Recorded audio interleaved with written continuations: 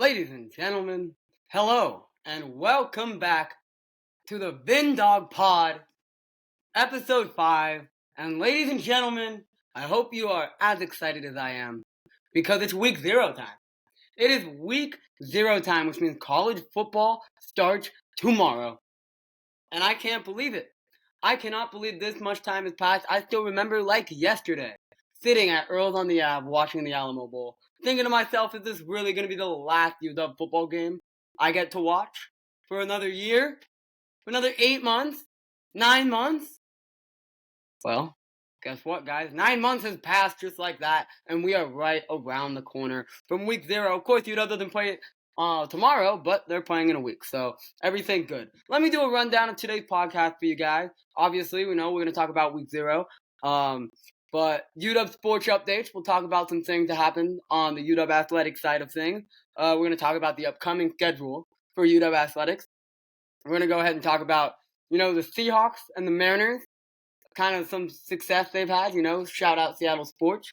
And then that'll be all for the weekly updates. Today's main session, we're going to be talking about the preseason top 10 UW rosters of the 21st century. Now, there's been 4 of them.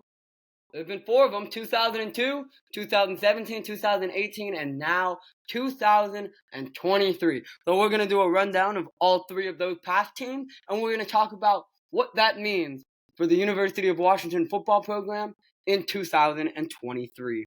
And then we're going to go ahead and get into the week 0 prediction. Obviously, the weekly betting segment will start right back up this week. And I'm going to give my picks.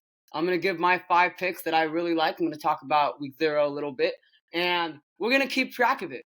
We're going to keep tabs. We're going to see how I do. And if at the end of the year, if I'm positive, then maybe I'm just that guy that you got to start paying attention to when it comes to making picks, when it comes to making bets, when it comes to being that guy. Let's get things started today, though. Weekly update, first and foremost, UW Sports. Women's soccer defeats Idaho 3-1 on August 20th. Radisson Banks scores first in the 16th minute, and then Idaho capitalized in the 40th minute.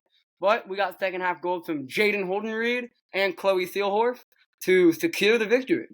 Banks had 1 goal and 1 assist to finish that one out. Women's soccer then fell to Santa Clara 5-1 on August 24th. UW scored the opening goal, but Santa Clara took over from there, scoring 5 straight. Not much you can do at that point. Men's soccer defeated South Florida 2-0 on August 24th. Brian Leohan scored both goals, a 38th minute score and then a 64th minute dagger. Put that one away. Women's volleyball doubleheader tonight against UTEP. UW fell in game 1 to UTEP 2-1. Not sure what the result of game 2 is. That will be coming next week. Upcoming UW athletic schedule, both women's and men's soccer will face San Diego at home on Sunday, August 27th. Women's soccer faces Yale on August 31st. And then, I don't need to tell you guys what's happening next Saturday. I think you guys will figure out on your own what's going down next Saturday. Seattle sports success. The Seahawks are 2-0 in the preseason, and they look good. Their depth looks great. And JSN looks like he's going to be a future superstar. It looks like the Seahawks really struck gold with that pick. The depth is very deep, very talented. Obviously, the preseason doesn't mean much, but it does give you an idea of what your depth looks like if your starters get injured during the regular season. We already know that the Seahawks have a very good team coming up this year. They could potentially be in the double-digit win column. But knowing that they have as strong of a depth that they have right now, is a very, very, very good sign for the university. Just kidding. For the Seattle Seahawks. The Mariners are on fire right now. Second best record since the All-Star break. I think best record since July 1st. Julio Rodriguez is just on an absolute tear. I don't know what happened, but he went from batting like 230-something to now batting 270-something. I mean, that's just an unbelievable turnaround in a week. The Mariners are no longer playing for the wild card. They've now put themselves in a position where they're playing for the division. And Houston's losing, Texas is losing, Toronto's losing. The Mariners are right there in the driver's seat to potentially take the division and find themselves in the playoffs yet again. So that's very exciting. The question is will the Mariners sustain their success despite, bullpen issues? I think the bullpen can pick it up. The starter is obviously the best starting rotation in baseball. If the offense just continues to click the way it's been clicking, I mean, it's nothing but green light for the Seattle Mariners to go and take that division. So, promising things in the realm of Seattle sports, of course. Other than the Sounders, I'm not even going to talk about the Sounders. The Sounders are just maybe when they're good again, but right now the Sounders are just not something I even want to get my mind talking about because they just lost again 2-0, and again they should have won at home.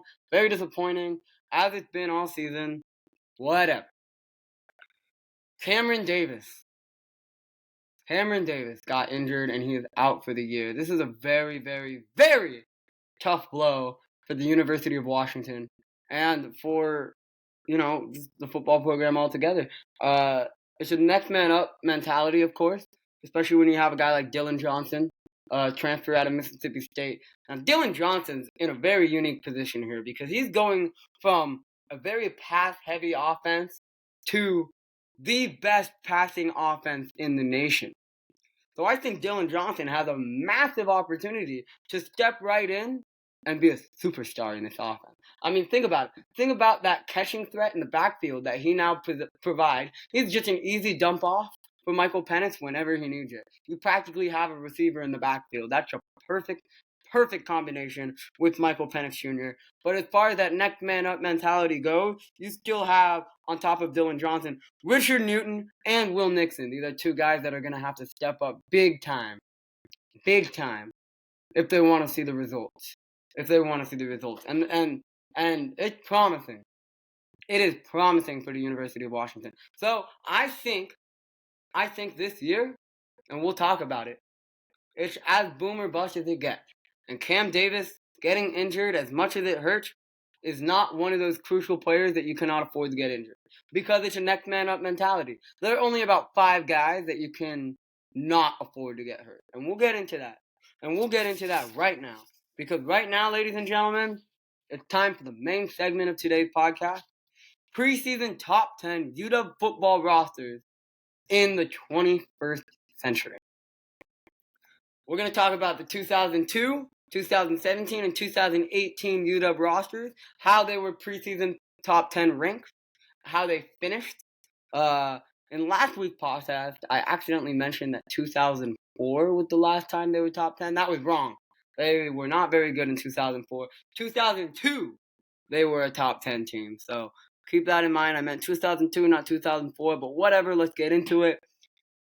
These 3 teams, 2002, 2017, 2018, they only finished ranked twice in the 3 times that they were preseason top 10, and that was 2017 and 2018.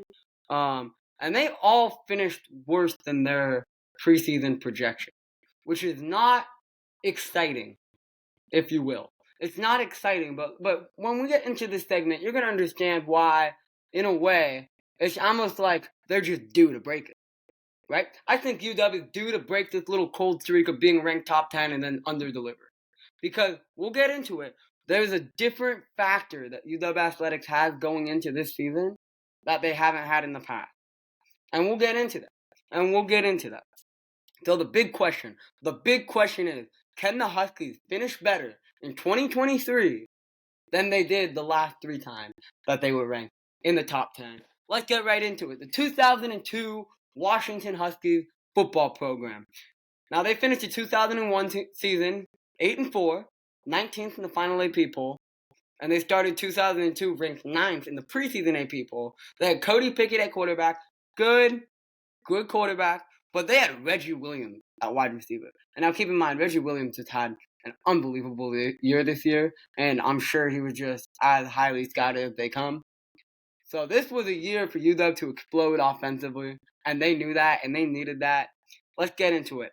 Week 1 started in disappointing fashion right away because they ended up starting against Michigan, number 13 Michigan, and they lost 31-29 in that season opener.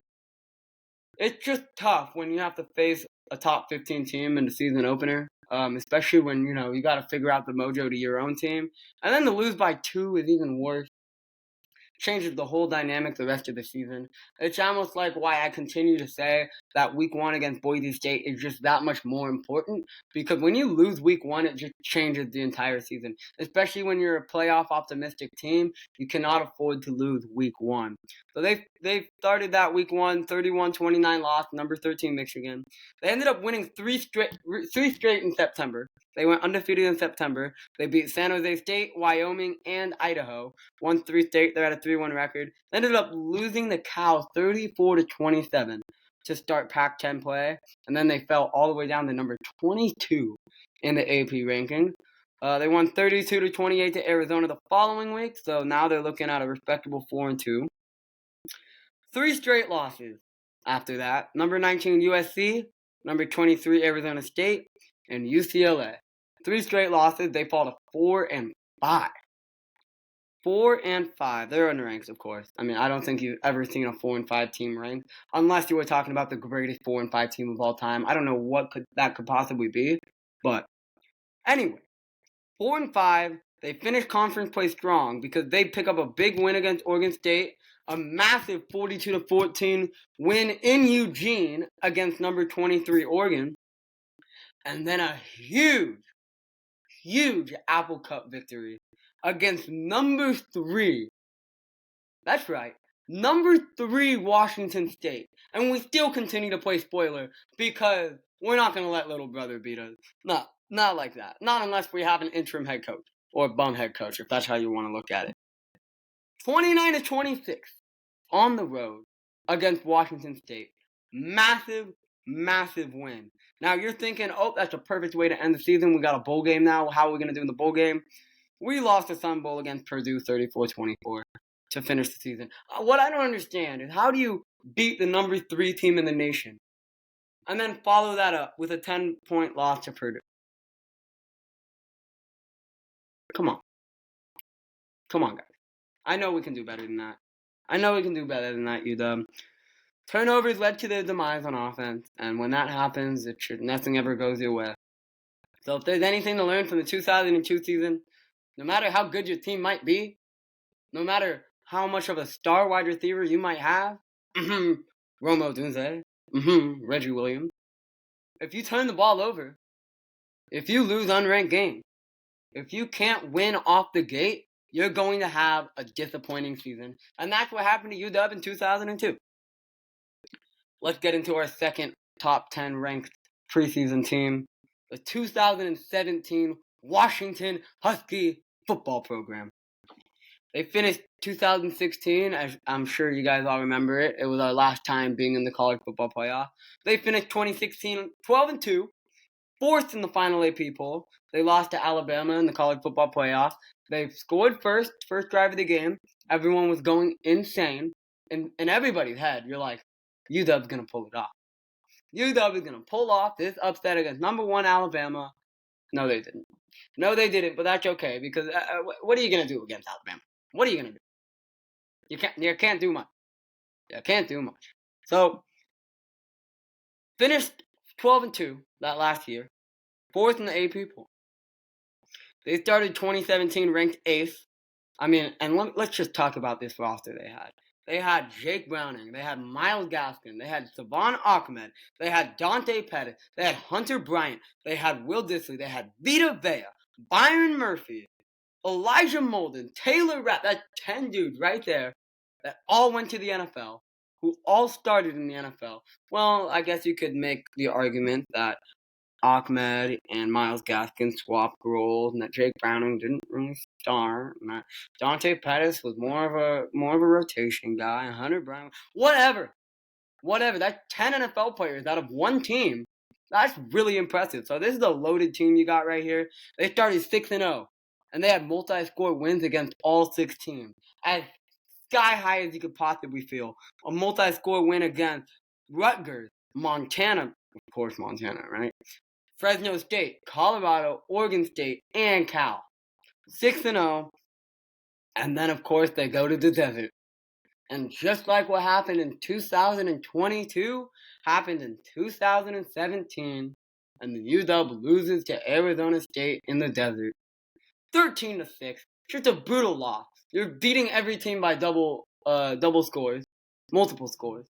And then you lose to Arizona State on the road. Heartbreaking. That's a curse we might never be able to break. Thank God we're in the Big Ten. Because if that means we don't have to play Arizona State on the road again, we are saved. Like, that saves us a win every other year. God bless. So after the 13-6 loss, we ended up beating UCLA 44-23. And then we went and played Oregon and crushed Oregon. I mean, just clobbered Oregon, 38-3 at home. Then we lost 22-30 to Stanford on the road. That is a loss you cannot have. And it's one of the big points that I'm going to make about the 2023 season. You cannot lose any of these unranked games that you have on the schedule. You can't afford to lose a single one of them. We'll get more into that later. But a 22-30 loss to Stanford on the road. They end up defeating Utah 33-30. And then, of course, they clobbered a ranked Wazoo in the Apple Cup 41-14. Surprise. Then they end up losing 35-28 to Penn State in the Fiesta Bowl. Very tough end to the season. But they finished 16th in the final AP poll. Their run game was unbelievable. 2,382 combined rushing yards, 37 rushing touchdowns as a team. They were 5th in the nation in opponent points per game and 17th in the nation in points per game. So a couple unlucky losses really haunted that 2017 roster because, wow, what a year. I mean, if you beat ASU and you beat Stanford, you're in the college football playoffs. Like, you were right there. And that's kind of why I just am emphasizing this 2023 team has to take care of business. Because those are some small games away from being right there in that driver's seat and winning the Pac-12. Let's go ahead and move on to the 2018 Washington Husky football program. Now, 2018, the hype was there, let me tell you. Started 6th in the preseason AP poll. This roster, it had everyone, right? Jake Browning, Jacob Eason with the backup, Myles Gaskins, Savon Ahmed, Kate Otten, Hunter Bryant, Ben Burke-Kirvin, ZTF Ulo-Focio were freshmen on this 2018 team. And they're playing in 2023, which is a trip, which is an absolute trip as to how much time has passed and how long they've been there. But you had them both as freshmen. You had Hunter Bryant, you had Elijah Molden, you had Byron Murphy, you had Taylor Rapp, you had Tyler Gordon. These teams had everybody. And that's how we're going to be talking about this 2023 team, guys. That's exactly how we're going to be talking about that team. Defense carried this roster into a great season. The offense was so underwhelming that it hurts. But the defense carried this team. They opened the season against number 9 Auburn, and they fall 16-21 in the season opener against number 9 Auburn. So right away, you got a stain on your schedule. They end up putting up 5 straight wins. Utah, Arizona State, Notre Dame, number 20 BYU, and UCLA. So they could have repeated it like last year if they picked up a big win there against Auburn. They could have started the season 6-0. Instead, they're starting 5-1, and now you're going into a tough game against Oregon, and they fall 27-30 to number 17 Oregon in Eugene. Cannot let that happen. That is how you end the season, right there. Already you're 5-2. You just lost to number 17 Oregon, a massive rival. You end up beating Colorado 27-13, and then you lose to Cal 12-10 to fall out of the AP ranking. So now you have an unranked UW. An unranked UW finished off strong. They get 3 straight wins in conference play against, who do they go? Stanford, Oregon State, and then, of course, they beat number 7 Wazoo in the Apple Cup. They find themselves right back in the AP ranking, and then they beat number 17 Utah to win the Pac-12 championship. So just like that, a 3-loss season completely bailed out by a Pac-12 championship win. Imagine if they do not lose to Cal. They don't lose to Cal. They have 2 losses on their record, and those 2 losses are a number 9 Auburn and a number 17 Oregon. Game changing. They end up making the Rose Bowl, and unfortunately, number 9 UW falls to number 5 Ohio State, 23-28 in the Rose Bowl. That one sucks. Guys, UW finished 89th in the nation in points per game. 89th! That is not good. That is not good. Number 5 in opponent points per game, back-to-back years. So this defense was literally unstoppable for the University of Washington. But when you finish 89th in points per game, it's not really going to help you very much. 13 in the Final AP poll. It's a great year, but once again, it's just third straight year of finishing worse off than you started. 2,468 rushing yards, 26 rushing touchdowns for UW, 5,805 total yards of offense. But when you're not scoring points, you're not going to win games. When you lose to an unranked Cal 12-10, you're not going to get where you want to go. They win that game, and they finish better than they would have been in the preseason ranking. Which is why, brings up to my point, what does this mean for the 2023 number 10 preseason AP poll Washington Huskies? I'll tell you what it means. 3 years now, UW's in the top 10 in the 21st century, and they finish worse than when they started. And it's the exact one reason every single time that you have to blame for the culprit. They're losing to unranked teams. This year, if they lose to any of their unranked games on their schedule, you might as well say UW is out. You might as well say that their season is over. And let me explain why. Winning unranked games is crucial because you are going to have at least one loss to the 4 other ranked teams in the Pac-12. All right? You're going up against USC, Utah, Oregon State, and who's my 5th? Oh, I guess Washington's the 5th. So you're going up against Utah, USC, Oregon, and Oregon State. You're going to lose one of those games. You have to accept the reality that one of those games are not going to go your way. Whether it's USC, whether Oregon gets their revenge, whether Oregon State gets their revenge, or whether Utah just, win big games because they always do. We're going to drop one of those games, which is why the route to success in 2023 is still crystal clear for UW. The biggest thing, and I was mentioning this earlier, there are 5 players on this roster who, no matter what, you need to be healthy if you want this team to succeed. Michael Penix, Rome Odunze, Jalen McMillan, Braylon Trice, and Ulofoshio. Those are your 5 guys. The reality is you lose one of those 5, it's not as much of a next man up mentality as you might think.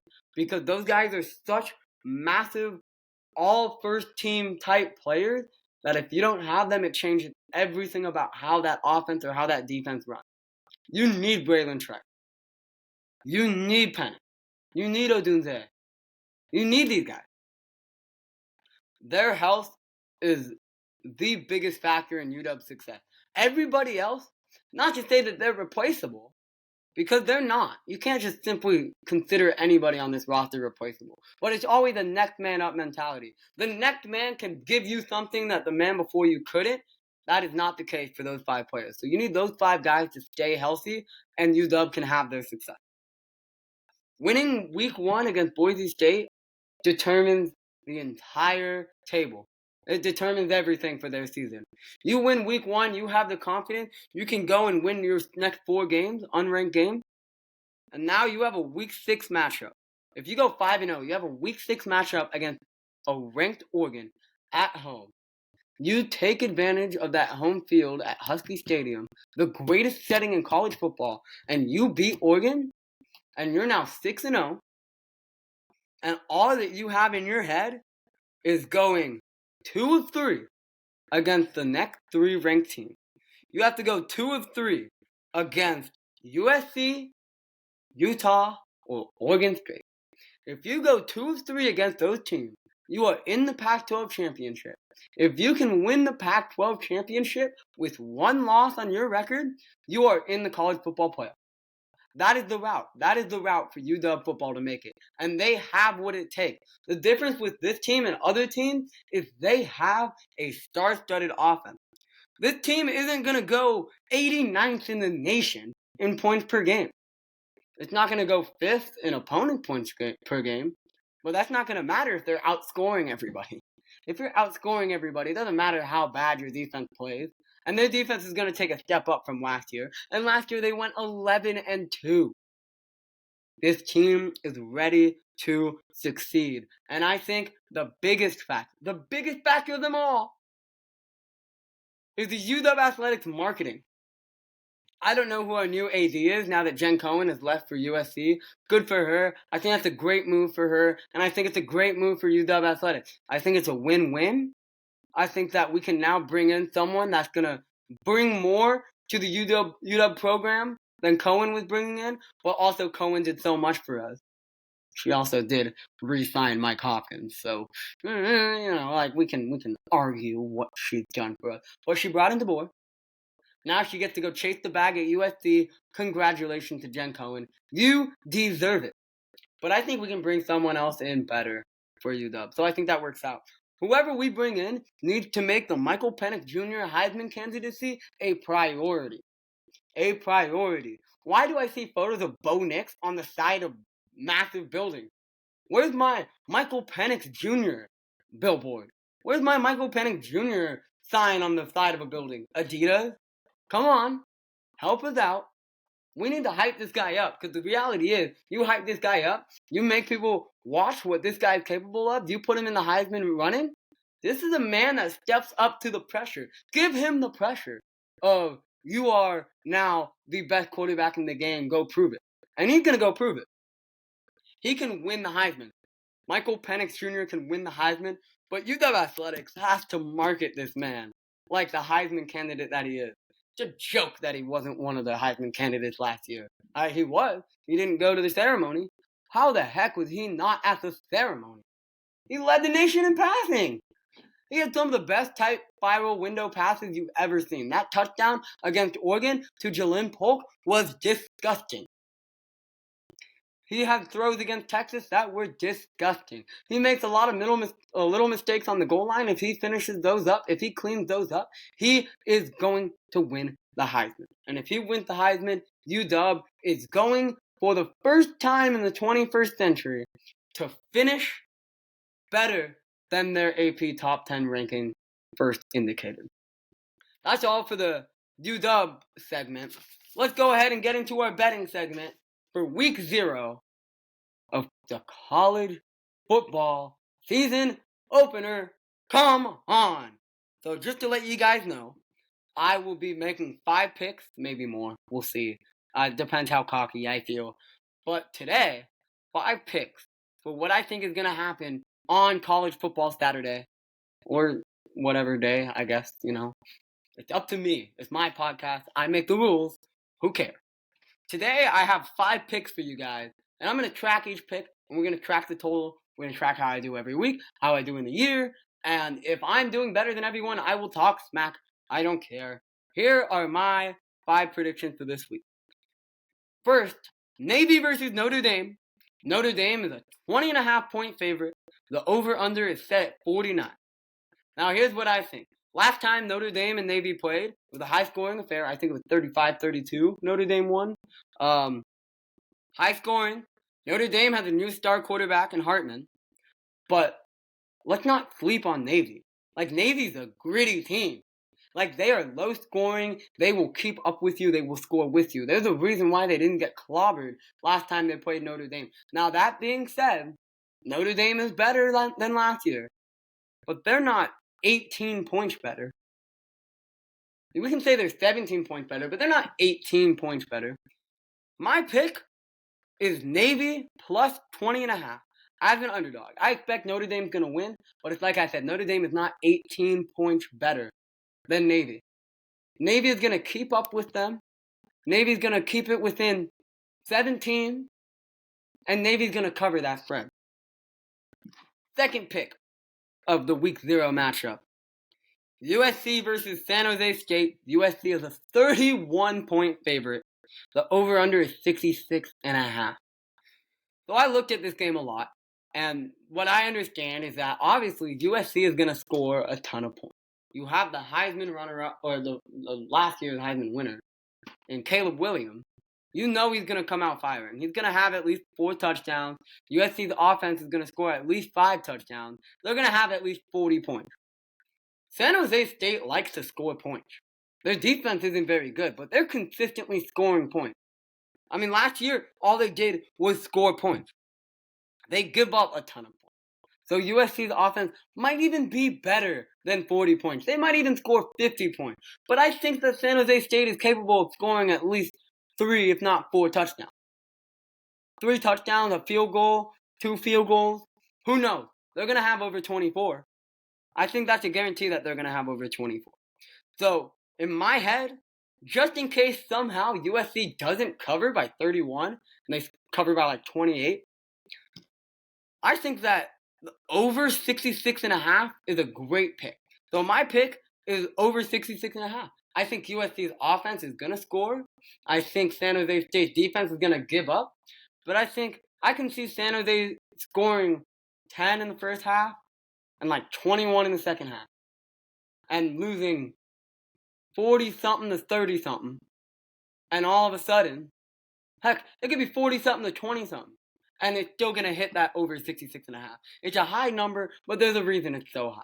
Because San Jose State like to give up points, and they like to score points. So, over 66.5. Hawaii versus Vanderbilt. I like Vanderbilt, SEC. I think Hawaii is a gritty team. Here's the thing. Vanderbilt is a 17.5 point favorite. Over under is 56. Hawaii was getting blown out last year by Mountain West teams. Hawaii has not been good. Vanderbilt, the last time them and Hawaii played last year, Vanderbilt won 63-10 in Hawaii. Let's look at the trend. Hawaii is 0-4 against the SEC. I think Vanderbilt minus 17.5 is just way too easy of a line. I mean, I'm taking Vanderbilt minus 17.5 all day long. If Hawaii is 0-4 against SEC teams on the road, Vanderbilt already killed them last year.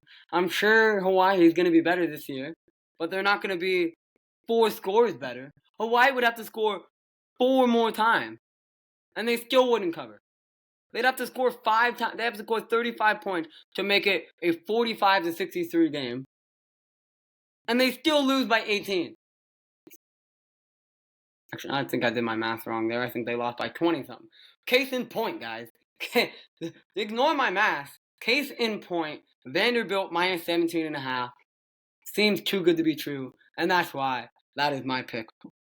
UMass versus NM State. New Mexico State is a 7.5 point favorite. The over-under is 45. UMass got cooked last year. Well, every game was low scoring.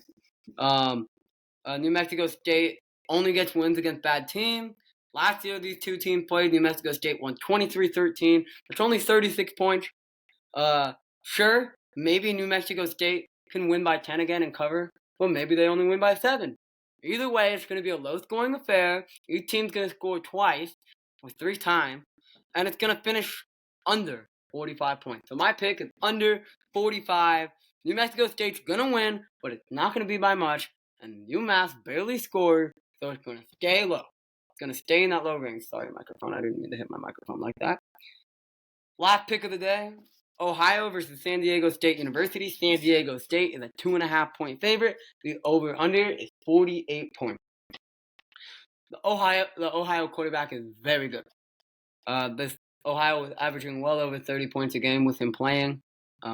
He can make big plays, and I know for sure he's capable of scoring more than 24 points in this game. All right, so that's what he has to do. Ohio has to score more than 24 points. I think San Diego State is the better team, but they're going to give up 24 points. So maybe San Diego State wins, maybe they don't. What I know for sure is that they're giving up 24 points. And regardless of what the outcome is after that, my pick is over 48. Because regardless of who wins, both teams are going to be scoring. It's going to be 20-something to 20-something. It's going to go over 48. I'm not gonna take the gamble on San Diego State winning because they might not win with Ohio and the way the Ohio offense has gone. So give me the over 48, and those are my 5 picks, and that is how we will end the VinDawg Pod for today. Ladies and gentlemen, thank you for watching. I hope you are excited as I am about week 0, about college football being just around the corner, and I cannot wait to wake up tomorrow morning and watch the game, and I'm sure you guys cannot either. Ladies and gentlemen, have a phenomenal week, have a phenomenal night, and as I go to Drake, I hope you guys are having fun too. Peace out. We will see you next Friday.